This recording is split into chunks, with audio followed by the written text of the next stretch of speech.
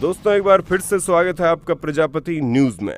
Z+ security क्या होती है और ये किसको मिलती है, और हमारे देश में Z+ सिक्योरिटी किन किन लोगों के पास है। जी हाँ दोस्तों, हमें मालूम है जब कभी भी आप Z+ सिक्योरिटी के बारे में सुनते हो, इसे लेकर आपके दिमाग में कई सारे सवाल होते हैं। पर आप चिंता मत करो, क्योंकि आज की इस वीडियो में हम आपको ये बताने वाले हैं कि आखिर Z+ सिक्योरिटी क्या होती है, ये किस लिए होती है और कैसे इसे बनाया गया है, वगैरह वगैरह।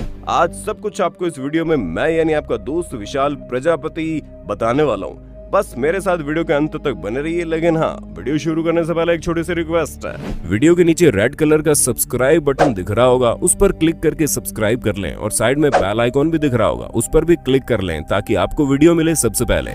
दोस्तों सबसे पहले हम आपको ये बता दें कि Z+ सुरक्षा देने का निर्णय केंद्र सरकार के द्वारा दिया जाता है। केंद्र सरकार खुफिया विभागों से प्राप्त सूचना के आधार पर कुछ महत्वपूर्ण लोगों को Z+ सिक्योरिटी और अन्य तरह की सुरक्षा देने का आदेश देती है। क्योंकि दोस्तों एक कहावत तो आप लोगों ने सुनी होगी कि सफलता के साथ साथ दुश्मन भी बनते चले जाते हैं, और ये बात बिल्कुल सच है। जो इंसान जितने ज्यादा सफल होता है उससे उतने ज्यादा दुश्मन बन जाते हैं, जिनसे बचने के लिए सिक्योरिटी की जरूरत पड़ती है। हालांकि जो लोग देश के लिए जरूरी है उनके लिए सरकार खुद सिक्योरिटी मुहैया करवाती है, जिसमें बिल्कुल टॉप लेवल की सिक्योरिटी Z+ सिक्योरिटी मानी जाती है। जो किस इंसान के पास जाएगी इसका निर्णय केंद्र सरकार द्वारा लिया जाता है। दोस्तों Z+ सिक्योरिटी दो तरह से प्रदान की जाती है। इसमें से एक होती है Z+ सिक्योरिटी और एक होती है ZD सिक्योरिटी। आमतौर पर ये सिक्योरिटी देश के बड़े सेलिब्रिटीज, केंद्र के बड़े मंत्रियों, राज्य के मुख्यमंत्री, सुप्रीम कोर्ट और हाई कोर्ट के न्यायाधीश को मिलती है। आपको बता दें, भारत में फिलहाल 450 लोगों को ये सिक्योरिटी मिली है, जिसमें से 15 लोगों को Z+ कैटेगरी की सिक्योरिटी मिली है। जो बाकी लोग हैं उन्हें Z सिक्योरिटी दी गई है। अब यहाँ सबसे पहला सवाल ये आता है कि आखिर Z+ सिक्योरिटी क्या होती है। तो दोस्तों Z+ देश की सबसे बड़ी सिक्योरिटी है। ये सिक्योरिटी सबसे बड़ी कड़ी सिक्योरिटी की श्रेणी में आती है। Z+ की सिक्योरिटी देश की बड़ी बड़ी हस्तियों को मुहैया करवाई जाती है, जिसमें एक दो नहीं बल्कि पूरे 36 सुरक्षा कर्मी सेवा में तैनात होते हैं। और इसमें NSG यानी नेशनल सिक्योरिटी गार्ड कमांडोज भी शामिल है।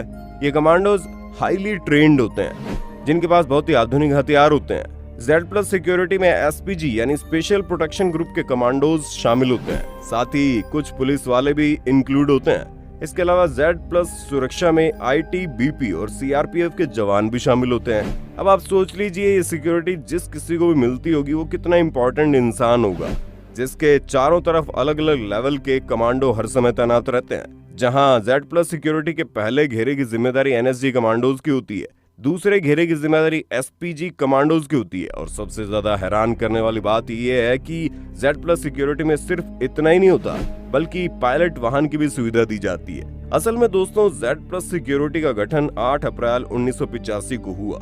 इसमें शामिल होने वाले जवानों को विशेष प्रकार की ट्रेनिंग दी जाती है, जिसमें उन्हें निशानेबाजी से लेकर कुंग फू कराटे तक सब कुछ आना चाहिए, ताकि अगर हथियार ना भी हो तब भी वो सुरक्षा के लिए हमेशा खड़े रहे। Z+ सिक्योरिटी का साल भर का बजट 300 करोड़ के पार पहुंच जाता है, और ये वजह की सिक्योरिटी देश की सबसे महंगी सुरक्षा कहलाती है। अब अगर बात करें Z+ सिक्योरिटी किसके पास है, तो जैसा कि आप समझ गए होंगे, बहुत ही बड़ी और महत्वपूर्ण सुरक्षा मानी जाती है।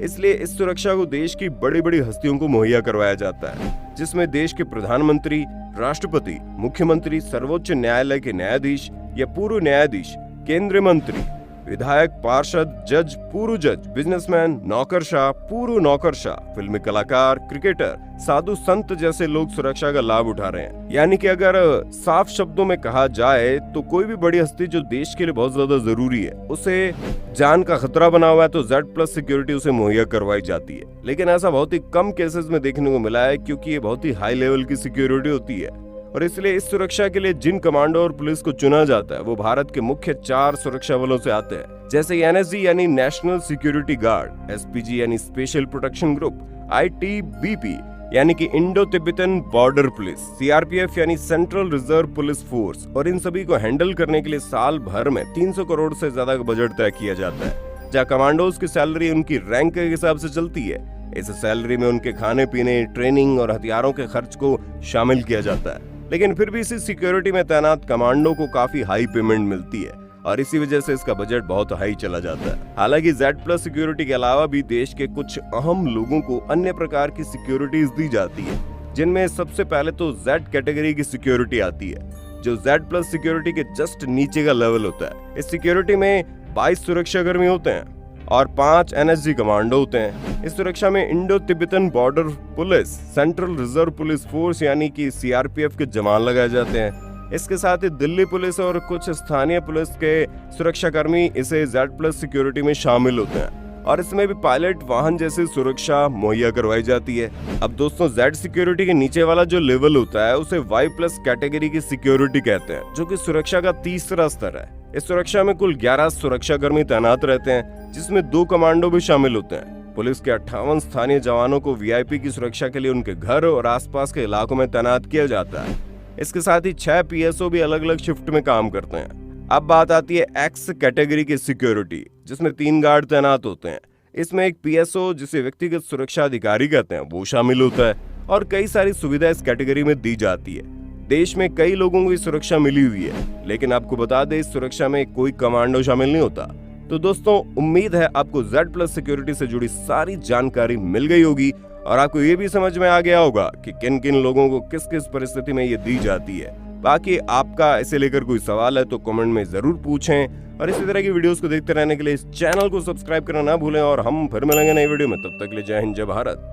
दोस्तों, आपकी स्क्रीन पे 2 और वीडियोस दिख रही हैं, जिसे देखने के लिए आप इस स्क्रीन पर क्लिक करें। दोनों देखिएगा, बहुत अच्छी वीडियो बनी है।